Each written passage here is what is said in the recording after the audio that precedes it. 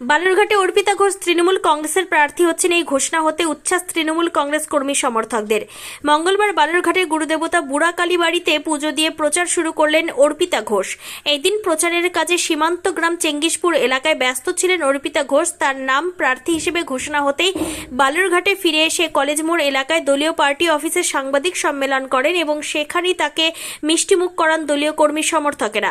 বালুরঘাটে এর আগে সাংসদ হিসেবে কাজ করেছেন অর্পিতা। এছাড়াও দীর্ঘদিন জেলা তৃণমূল কংগ্রেসের দায়িত্বে ছিলেন, ফলে জেলার প্রতিটা ক্ষেত্রে তার পরিচিত এবং বিশেষ করে বালুরঘাট অঞ্চল তার কাছে বিশেষ পরিচিত, কারণ বালুরঘাটে থেকেই তিনি 5 বছর সংসদের কাজ করেছেন।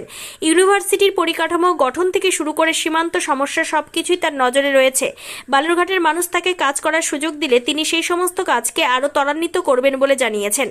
অন্যদিকে তৃণমূলের গঙ্গারামপুরের প্রার্থী গৌতম দাস মঙ্গলবার বিকেলে বালুরঘাটে জানান, এবার গঙ্গারামপুরে গোষ্ঠীদ্বন্দ্ব নয়, তৃণমূল কংগ্রেস একজোট হয়ে কাজ করবে এবং সেই আসন তাদের জয়লাভ করার 100% নিশ্চিত।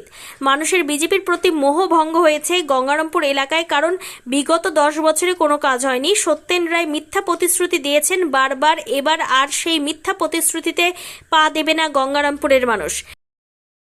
সুযোগ পাচ্ছি তাদের কাছে আমার আগের কাজের কিছু নমুনা আছে, তারা জানেন আমি এখানে এমপি হিসেবে কাজ করে গেছি। এবারে যদি তারা আমাকে সুযোগ দেন বিধায়ক হওয়ার, তাহলে নিশ্চয়ই আমি পুনরায় বালুরঘাটবাসীর জন্য অনেক বেশি কাজ করতে পারবো, এটা আমার বিশ্বাস।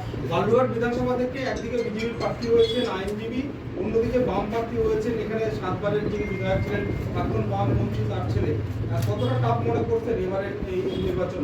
দেখুন, এইভাবে বিষয়টাকে দেখাচ্ছে বলা উচিত যে এটা খানিকটা যেটা রাজনৈতিক লড়াই, আমরা রাজনৈতিকভাবে লড়বো। প্রত্যেকটা দল তাদের রাজনৈতিক ভাবনা থেকে এই লড়াইটা লড়বে, প্রত্যেকে তার নিজের মতো করে লড়বেন।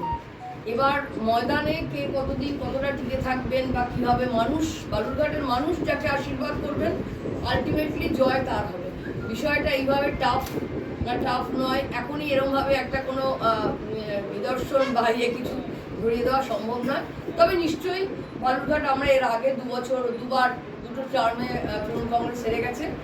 আমরা চেষ্টা করছি যাতে এবারে মানুষের আশীর্বাদ পেতে পারি, তার জন্য আমরা যা চেষ্টা করার সেগুলো করব। আশা করি যে মানুষ আমাদের আশীর্বাদ করবেন, এইটুকুই ভরসা আশা রাখি। রাজনীতি করে গেছেন, দীর্ঘদিন আপনি এমপি ছিলেন, তারপরে আপনি জেলা সভাপতির দায়িত্ব পালন করেছেন, এটা কতটা বাড়তি সুবিধা আপনাকে দিচ্ছে? সেটা তো একটু দিচ্ছে, কারণ আমার চেনা জায়গা, সবাই চেনা, প্রতিটি অঞ্চল থেকে ওয়ার্ড থেকে মানুষজন চেনা, এবং বালুরঘাটের মানুষও আমাকে চেনেন, দীর্ঘদিন আমি এখানে দেখেছেন তারা আমাকে। এটা অবশ্যই একটা সুবিধা আমার দিক থেকে।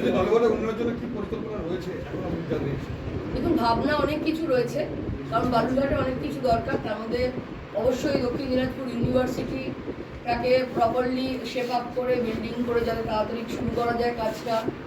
নিশ্চয়ই আমরা মমতা বন্দ্যোপাধ্যায়ের কাছে আমাদের একটা আবেদন জানাবো যে তিনি যদি বালুরঘাটে একটা মেডিকেল কলেজের জন্য ভাবেন। গোটা বালুরঘাট টাউনের ড্রেনেজ সিস্টেম খুব খারাপ, এটা যদি করা যায়। আমাদের হিলি থেকে আমার সঙ্গে আছে আমাদের হিলির ব্লক প্রেসিডেন্ট, ওখানে একটা ব্রিজ করার পরিকল্পনা আছে, আর ফায়ার স্টেশন একটা করার পরিকল্পনা আছে। হসপিটালটাকেও যদি আরেকটু প্রপারলি হিলিতে হসপিটালটা ঠিক করা যায়, তাহলে আবার লোককে বালুরঘাটে দৌড়ে আসতে হয় না, এরকম কিছু ভাবনা আছে। এছাড়াও আমাদের 3টে অঞ্চল আছে, বালুরঘাট ব্লকের থেকে 3টে অঞ্চল আছে, সেই 3টে অঞ্চলেও আমাদের বেশ কিছু ব্রিজ, রাস্তা, আলো ইত্যাদি ইত্যাদি করার আছে, তাদের সঙ্গে আমি কথাও বলেছি। তো পরিকল্পনা অনেক, বালুরঘাটবাসী যদি আশীর্বাদ করেন সেগুলো সফল হবে এমনটা আশা রাখি। দিদি, আপনি যেভাবে প্রার্থী হচ্ছেন তার বিস্তীর্ণ অঞ্চল হচ্ছে সীমান্ত জেলা অঞ্চল, সীমান্ত অঞ্চলের মানুষ অনেক অভাব অভিযোগ রয়েছে, তাদের জন্য কি হচ্ছে? বিস্তীর্ণ অঞ্চল সীমান্ত নয়, মানে হ্যাঁ অফকোর্স খানিকটা আছে। তাদের অভাব অভিযোগের চেয়েও বলবো তাদের অসুবিধাটা বেশিরভাগই হয় বিএসএফ কেন্দ্রিক, যারা সীমান্তবর্তী এলাকায় থাকেন। তো সেটা আমরা যতটা পাচ্ছি আমাদের পার্টি থেকেও দেখা হয়, আমরাও দেখছি, এবং তাদের যে অভাব অভিযোগ, সাধারণ মানুষের অভাব অভিযোগ দেখার জন্য মমতা বন্দ্যোপাধ্যায় আছেন।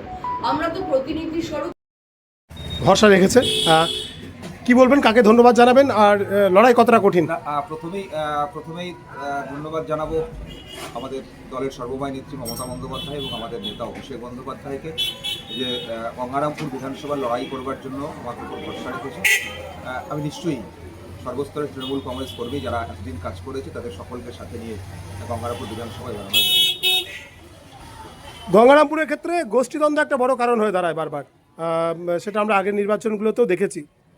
এবারেও কি কোনো জায়গায় পথের কাটা গোষ্ঠীদ্বন্দ্ব? এটা অনেক বড় পরিবার, ছোটোখাটো কিছু সমস্যা থাকবে, তবে গোষ্ঠীদ্বন্দ্ব বলে গঙ্গারামপুরে কিছু এই বিধানসভা নির্বাচনে থাকবে বলে আমি মনে করি না।